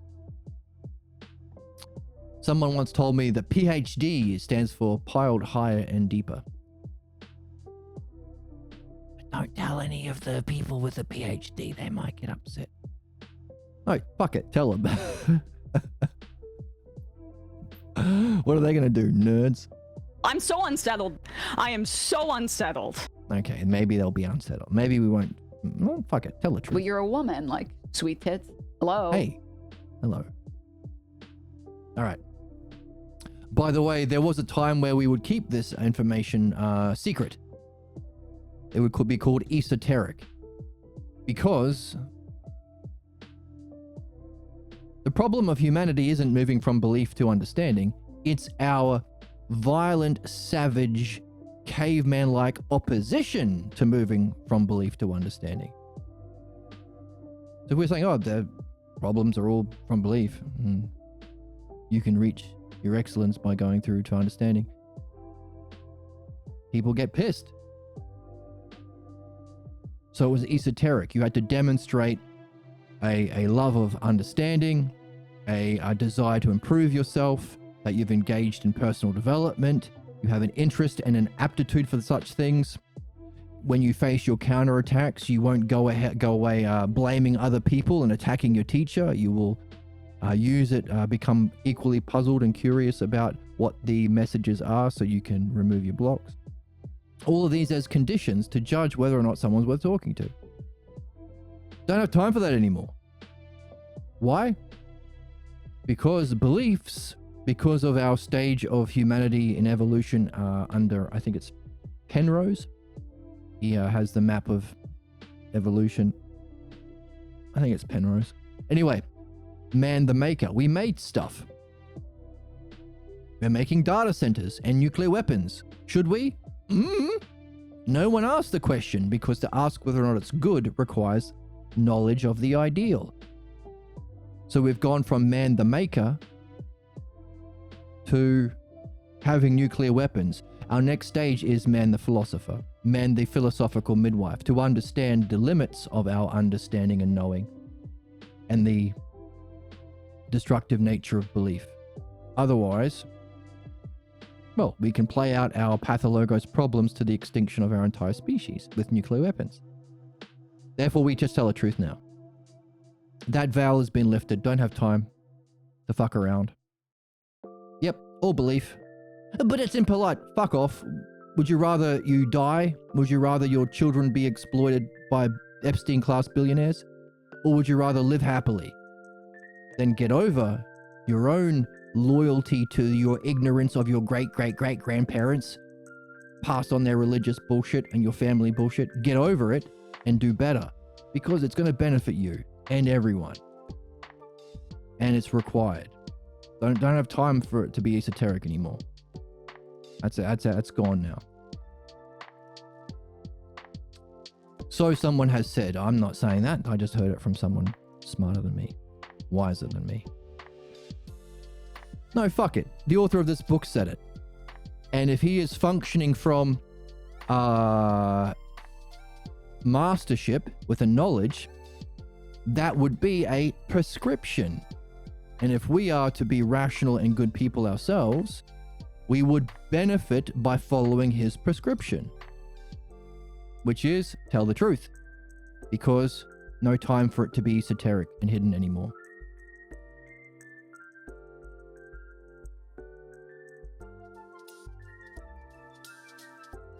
But it will ruffle some feathers. Yeah, well, how many feathers are being ruffled in Palestine right now?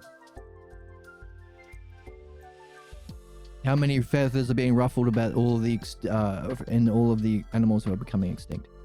How many feathers will be ruffled when our whole planet explodes? How many feathers are being ruffled when no one can pay fucking rent to the Epstein-class billionaires? Maybe it's time we grow up a little bit. I don't know. As is the prescription, tell the truth. From the someone who may have an art of philosophy.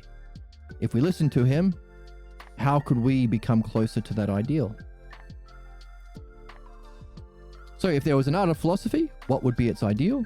And how would it better its subject? And that's an example that you could use, I suppose. Now, how are we for time? All right, we're getting close to this section, so let's do the whole thing. Now, let us return once again and consider our list of ratios under the basis for natural law on page 115.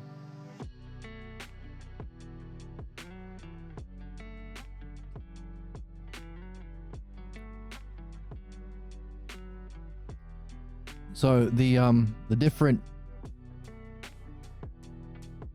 relation between terms, different ratios. R1, R2, R3. Guide, so as a shepherd is to sheep, so to rule to subjects. Guiding, protecting, ruling. Okay. What we're looking at. All the different ratios that are on the table. Can you separate those that you would call an art from the others? Ooh.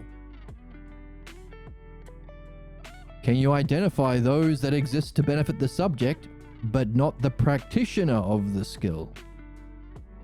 Not benefiting the shepherd, just the sheep.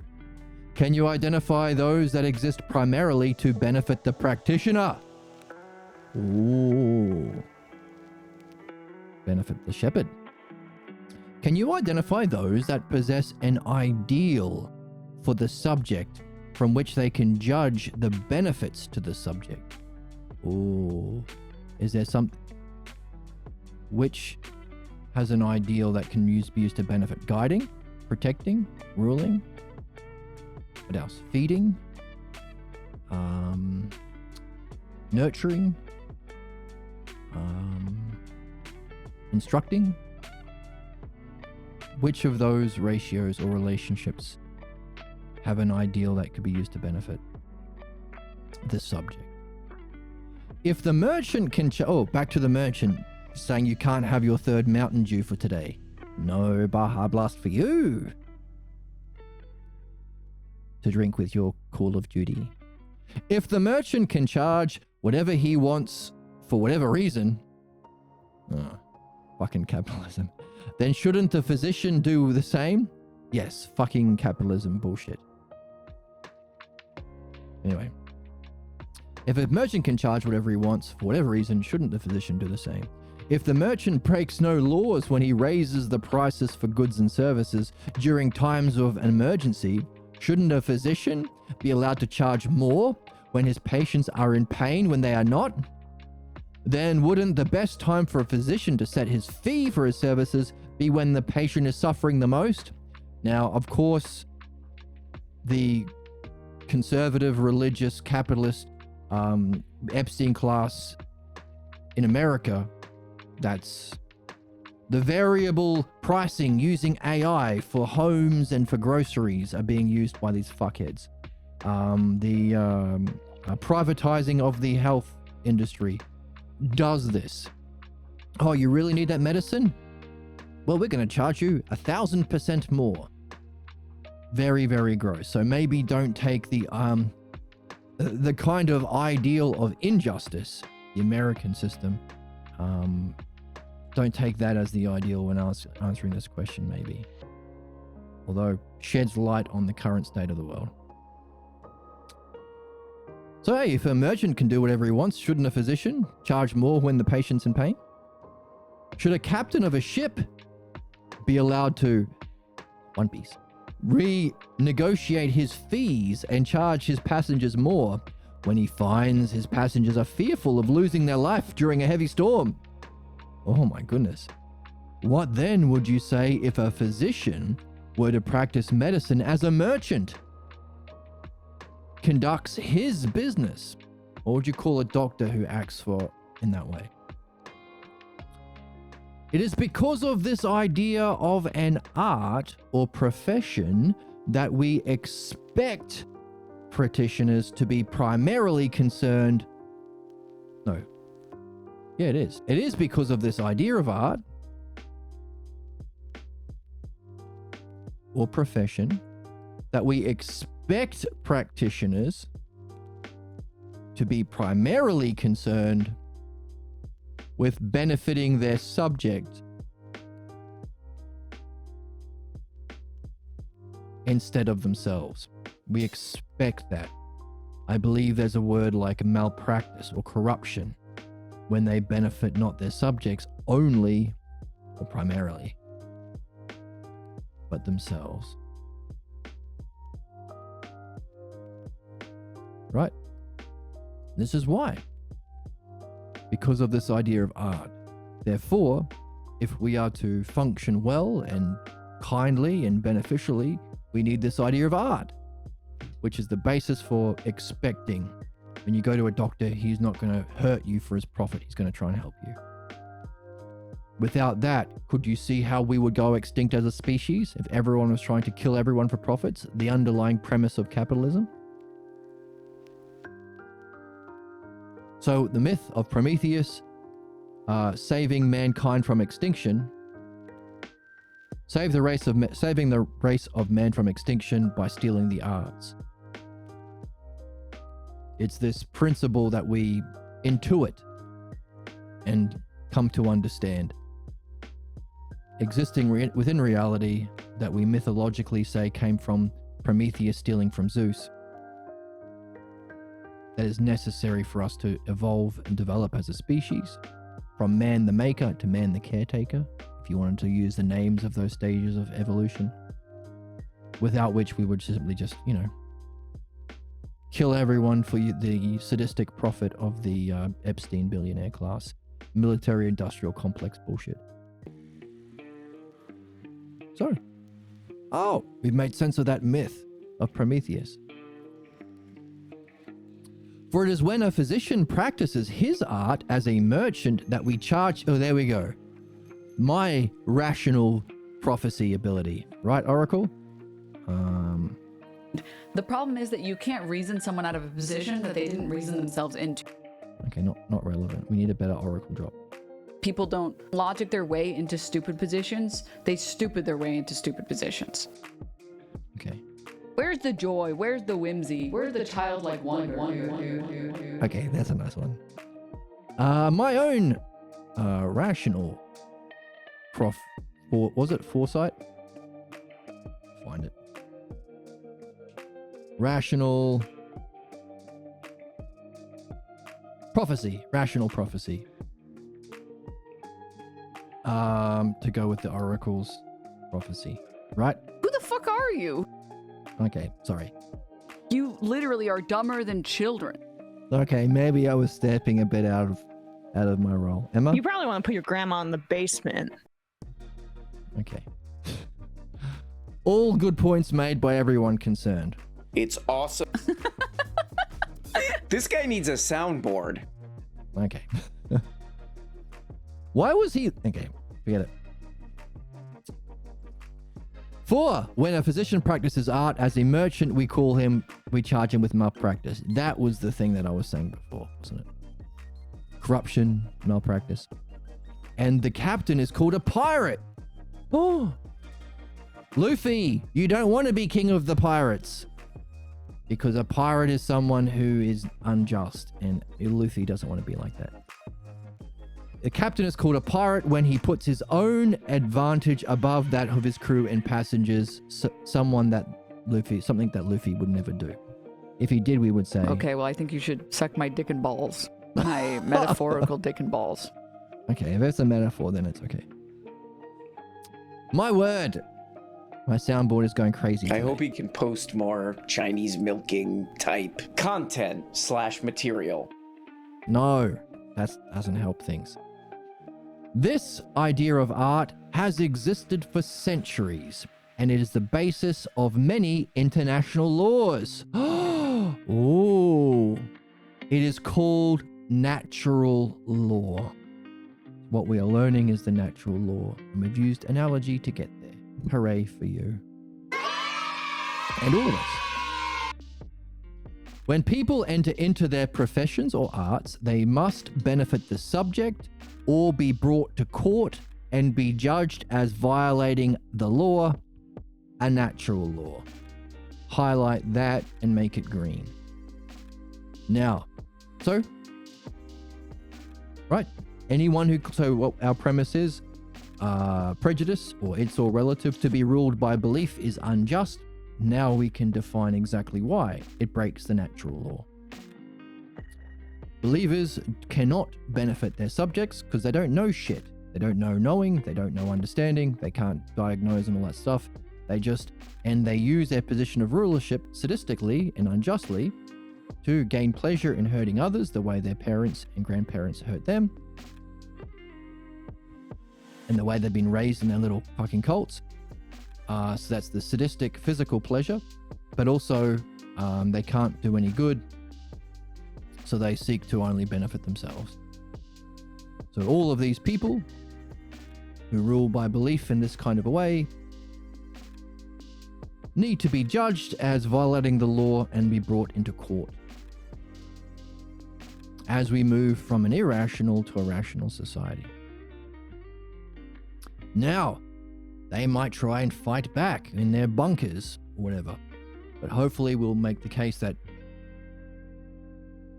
a court isn't there to find an excuse to do harm. That's what you fucking do. We are here to understand the cause of your deviation from the ideal, so that we can address the causes and make sure another Hitler doesn't come. Another Trump or Netanyahu doesn't come from these conditions that we failed to address. Do we still have a Nazi problem? You betcha. We failed to do this with Hitler, didn't we? And also, in principle, everyone can solve problems and reach their excellence. So not only are we going to help the race of man create the conditions or the diagnosis, the prescribed activities for you to go from sickness to health. That is the role of the true physician. The difficulty is believers are blocked from understanding this. So they project, oh, the left only want to scam you. No, that's a projection. Every accusation by the right wingers is always a confession. Because they're blocked from understanding. They fear it. So, when we talk about bringing everyone who acts in a profession or rulership for their own benefit and not their subjects into an international court for violating the natural law, we also have to make clear so that we can benefit you as a subject. That's the whole premise. You didn't benefit your subjects in a court of law, true law. We are here to not punish you to save the capitalist system for the Epstein class billionaires. No, we are here to benefit you. And by addressing the causes of your own sick beliefs, we can benefit our society as well. It's a win-win. It's a win-win-win-win-win. Now, what argument would you use to justify bringing all the arts in our list together? And on what basis would you exclude others? So back to that list. What is it? Bring all the arts in our list together. We've got a big list, page 115. Captain, crew, physician, patients, teacher, students, horseman, trainer, horses, merchant, customers, tennis coach, tennis players, druggist, customer, thief, gang of thieves. In that list, how would you bring them together? Or what argument would you use to justify bringing them together? And on what basis would you exclude some from that list? That, my friend, is a prescription from what seems to be a master of natural law. And if there's an art of philosophy, would this prescription be given by that? If so, what would be the excellence or ideal he would be aiming to bring you to through time, sending this prescription to you where you are at reading this right now, despite the fact he's functioning through time or rational foreseeing? What would that ideal be? What would that art be? What would his knowledge be? And would you be being brought to meet him there or to close that gap from your state to that ideal if you followed this prescription? If you thought about these questions? If you talked to your friends about it over coffee? Cheers. If you wondered about it all day, if you wondered about it as you reflected on the dreams you had last night, would you be benefited? You could, of course, say, no, screw you, and stay where you are. So a whole bunch of questions that you can ask that may bring you benefit and closer to your ideal of self.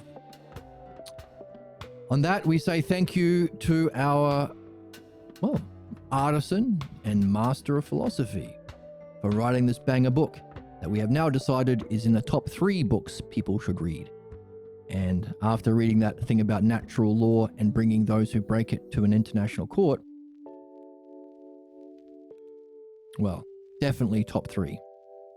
So we dip our hats and we say, no, I'm not going to hit the, I was going to say, and we say, and then I was going to hit a soundboard button, but it would be something profane because a bunch of gooners here. Gargle on my... Exactly. See, we don't want to say that. We tip our hats and say thank you, I suppose. And hey, what kind of a conversation would that be to have with your friends? Bit new, bit different? Would that conversation bring your friends also to that ideal, closer to that ideal? So much to wonder about. Oh, and can you apply any of this to what your dreams may be telling you? And can you apply this to, as captain is to his crewmates, as a physician is to his patient, as the dream maker is to the dreamer? Could we apply that? Could that be a question? What would that mean if it was? And can we use analogy to unpack the messages, get the language, and get those prescriptions from our dream maker, who also has the ability of future seeing? So many things to do. What a lot of fun. Aren't we having a good time? I hope you're having a good time. And I thank you for joining me. You can donate to the channel if you want to buy me a coffee. You can find a PDF to the text. You can buy the book, of course, yourself. You can join the Discord, and you can follow on Twitch. And best of luck, and I hope to see you in the next one.